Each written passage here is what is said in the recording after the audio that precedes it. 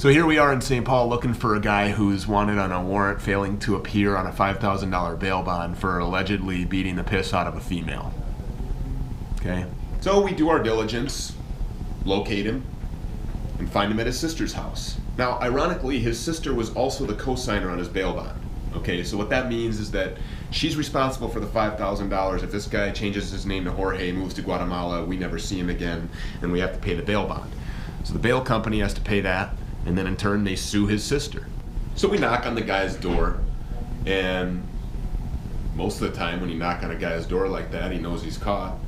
It's not really too difficult to extract him from the situation. Just say, come on out, man. You're under arrest, you gotta go to jail, you got these warrants. But in this particular case, we're dealing with a heathen, all right? And somebody who really wants to make his people look wonderful. You know, there's been a lot of attention about Black Lives Matter, different things like that lately. And my thing is that if you are of a particular race or of a particular, you fit inside of a particular stereotype, you're a cop, you're a black guy, you're a white guy, you're Native American, you want to do your best to represent your people as best as possible. Take cops, for example. Nobody hates a bad cop more than a good cop. So shouldn't it be the same for everybody? I know as a white guy, I hate it when other white people make us look bad.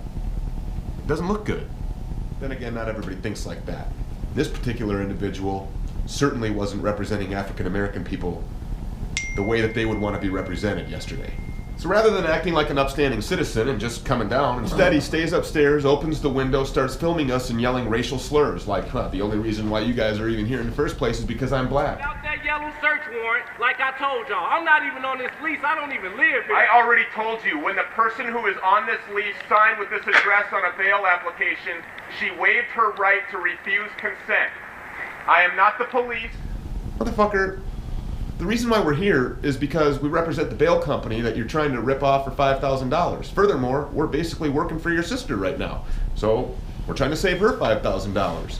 And instead of acting like a man, you want to stand up in this window with this goddamn video camera on, yelling about how we hate black people and we'd never survive where you came from. So I asked the guy, well, where are you from? Chicago. Well, obviously, you couldn't survive there either because you're here. Not only are you here, but you ain't a man. Because certainly if you were a man, you'd be man enough to just come downstairs, turn around, put your hands behind your back, not give me any problems, not give problems to my team or to the St. Paul Police Department, but instead you want to stand up there and film, make a spectacle, make a big huge scene, yelling racial slurs in some language that I could hardly understand, while you got neighborhood kids running around, you got neighbors looking at you, telling you to do the right thing and just come on down. Not to mention, you got a 5-year-old and a 2-year-old inside the apartment with you. What kind of an example are you setting for those kids, and how are you representing black people as a whole?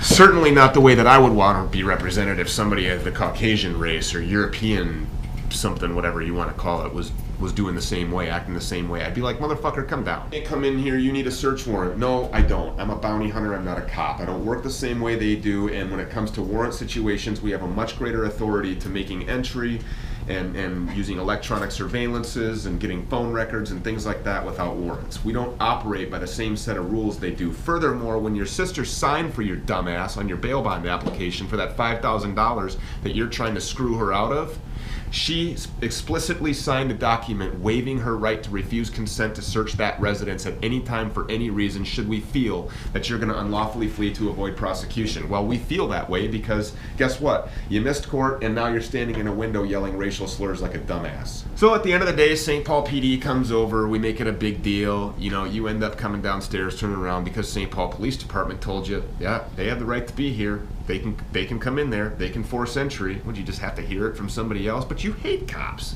and all of a sudden you trust them?